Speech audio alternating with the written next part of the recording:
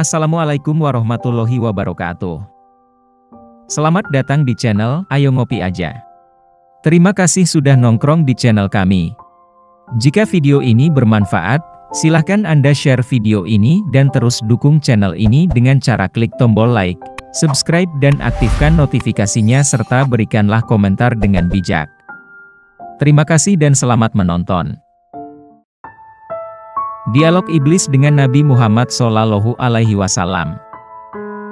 Diriwayatkan oleh Muadz bin Jabal dari Ibnu Abbas, ia berkata, kami bersama Rasulullah berada di rumah seorang sahabat dari golongan Ansyar dalam sebuah jamaah. Tiba-tiba, ada yang memanggil dari luar. Wahai para penghuni rumah, apakah kalian mengizinkanku masuk, karena kalian membutuhkanku? Rasulullah bertanya kepada para sahabat, apakah kalian tahu siapa yang menyeru itu? Para sahabat menjawab, tentu Allah dan Rasul-Nya lebih mengetahui. Rasulullah berkata, dia adalah iblis yang terkutuk, semoga Allah senantiasa melaknatnya. Umar bin Khattab berkata, ya Rasulullah, apakah engkau mengizinkanku untuk membunuhnya? Nabi Muhammad berkata pelan, bersabarlah wahai Umar. Apakah engkau tidak tahu bahwa dia termasuk mereka yang tertunda kematiannya sampai waktu yang ditentukan di hari kiamat? Sekarang silakan bukakan pintu untuknya, karena ia sedang diperintahkan Allah. Ibnu Abbas berkata, maka dibukalah pintu, kemudian iblis masuk ke tengah-tengah kami.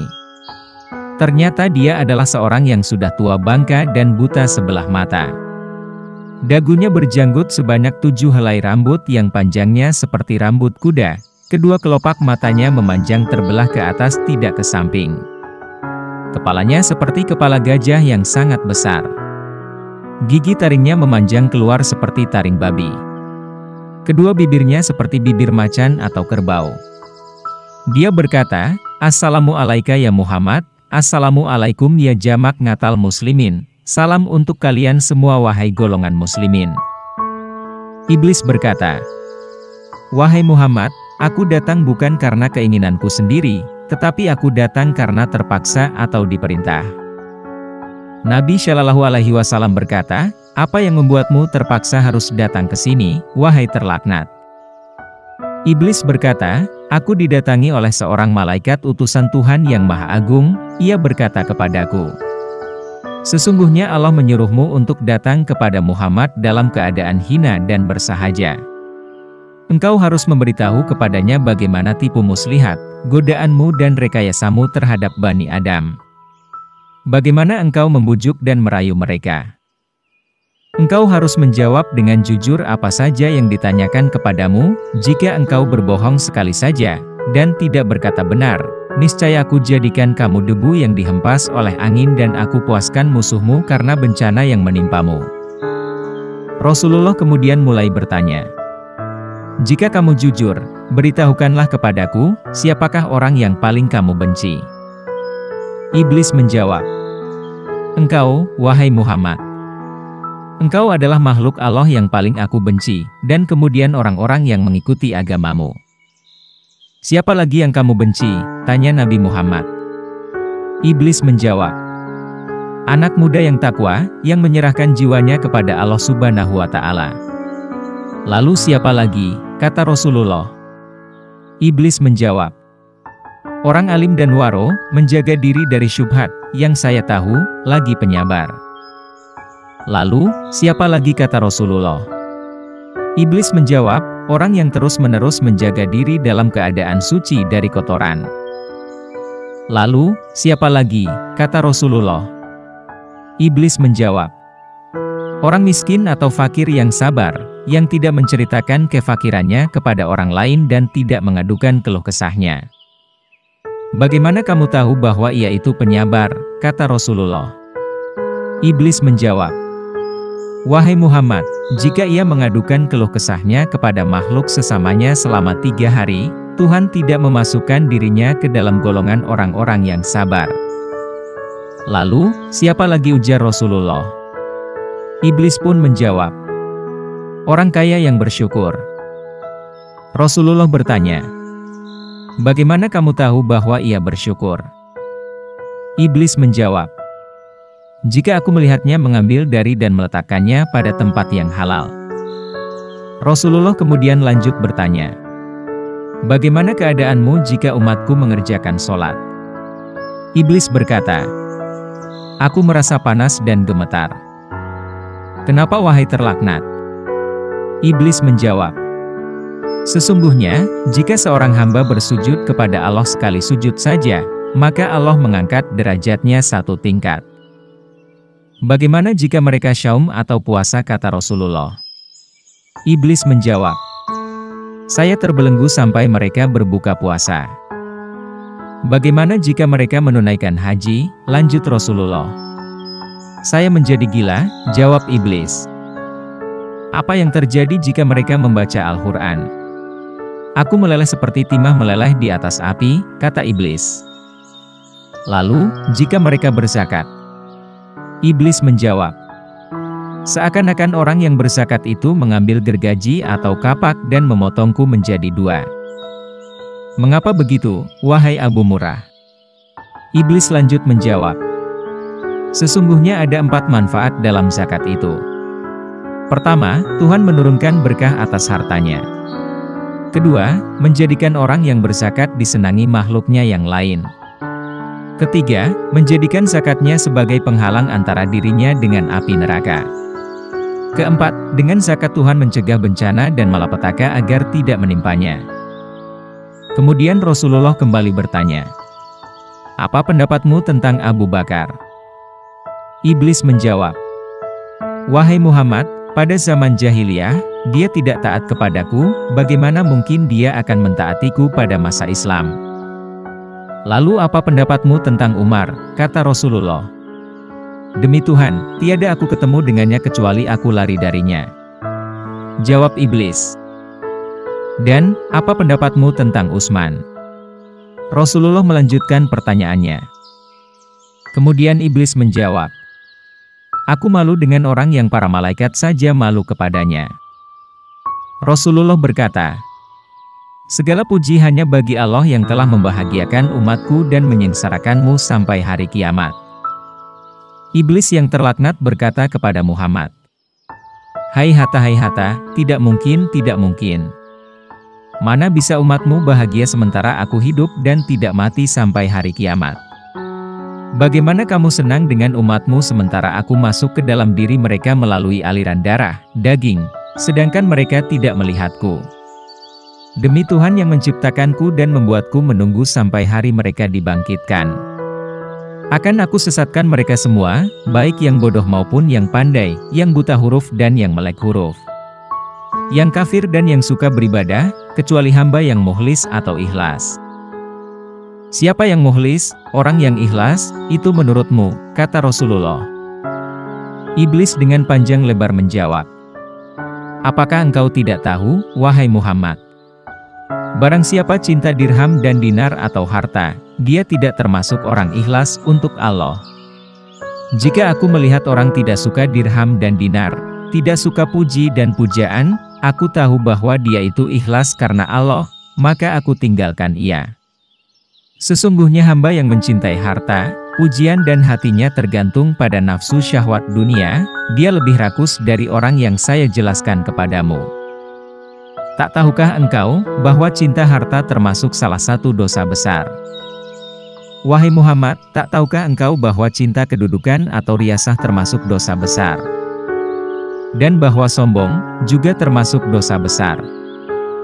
Wahai Muhammad, tidak tahukah engkau, bahwa aku punya 70.000 anak? Setiap anak dari mereka, punya 70.000 syaitan. Di antara mereka telah aku tugaskan untuk menggoda golongan ulama, dan sebagian lagi menggoda anak muda, sebagian lagi menggoda orang-orang tua, dan sebagian lagi menggoda orang-orang lemah. Apakah engkau tidak tahu wahai Muhammad, bahwa kebohongan itu berasal dariku? Akulah orang yang pertama kali berbohong.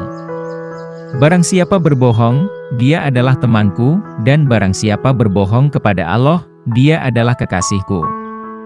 Apakah engkau tidak tahu, bahwa aku bersumpah kepada Adam dan Hawa, demi Allah aku adalah penasihat kamu berdua.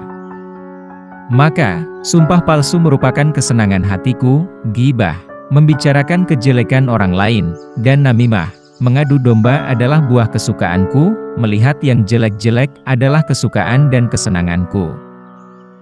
Barang siapa talak, bersumpah untuk cerai, dia mendekati perbuatan dosa, meskipun hanya sekali, dan meskipun ia benar.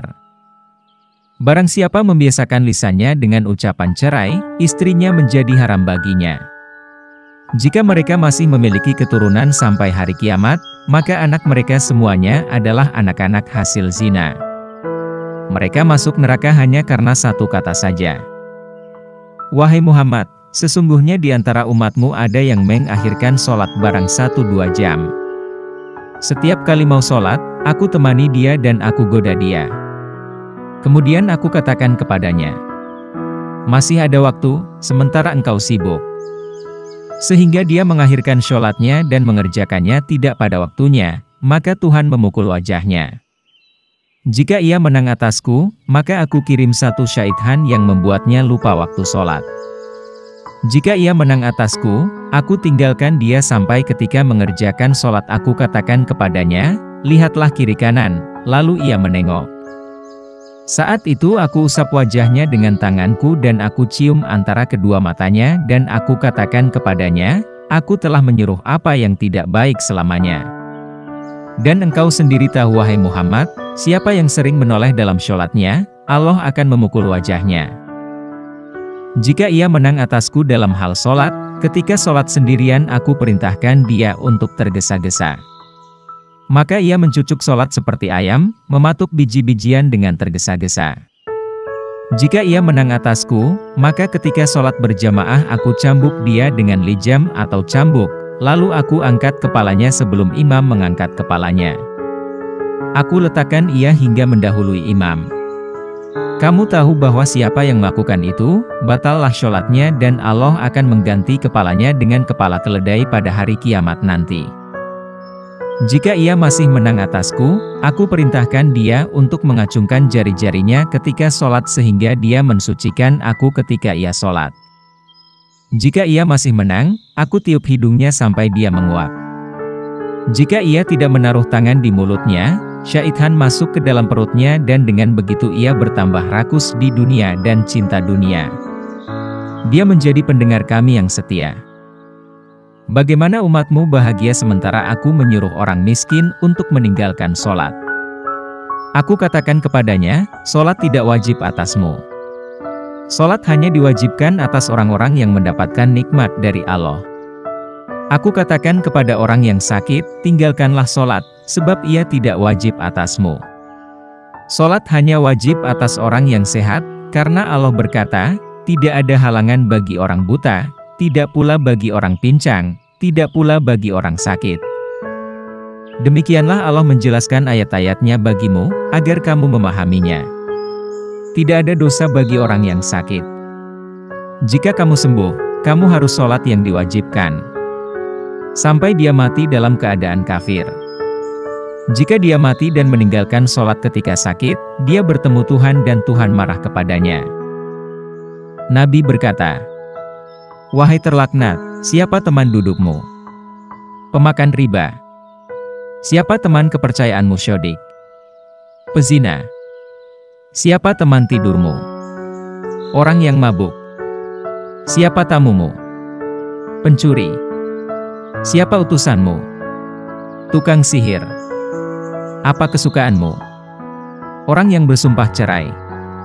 Siapa kekasihmu? Orang yang meninggalkan sholat Jumat.